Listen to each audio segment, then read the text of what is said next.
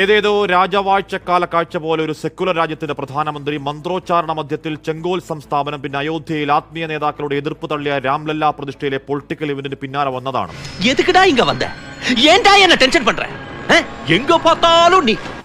അതിരുകടന്ന അഹങ്കാരത്തോളം പോന്ന ആത്മവിശ്വാസം. Is bar 400 പാർ പുറത്തിറങ്ങാൻ പറ്റാത്ത സ്ഥിതിയായല്ലോ ഈശ്വര.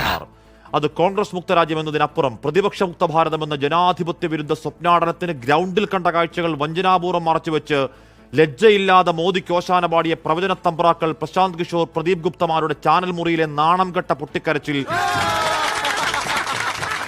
ഡെമോക്രസിയുടെ ആനന്ദ കണ്ണീരാണ്.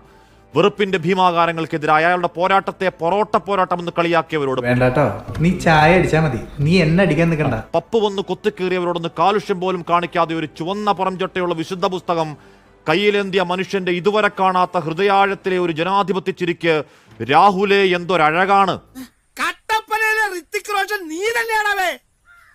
പിന്നെ അല്ല, ആ പ്രചാരണകാലത്ത് ഇന്ത്യ സഖ്യമെന്ന് താറടിക്കുമ്പോഴും നാക്ക് വളച്ചെന്ന് രാഹുൽ ഗാന്ധി എന്ന് പറയാത്ത ഈഗോയിസ്റ്റിക് പുച്ഛപ്പരകോടിയിൽ മോദിക്ക് സാക്ഷാൽ വാരണാസി കൊടുത്ത ഭൂരിപക്ഷം കേവലം 1.5 ലക്ഷമെങ്കിൽ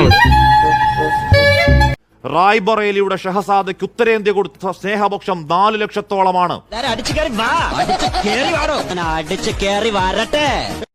ആഞ്ഞഴിച്ചുവിട്ട വേട്ടപ്പട്ടി കണക്കെ ഏജൻസികളെ ഇറക്കി കൂട്ടത്തോടെ നേതാക്കളെ കൂച്ചുവിലം കിട്ടും. ക്രൂഷ്യൽ സമയത്ത് അക്കൗണ്ടുകൾ പൂട്ടി പിടിച്ചുപറി നടത്തിയിട്ടും അധികാരത്തിന്റെ അധർമ്മപ്പണികൾ അത്രയും നടത്തിയിട്ടും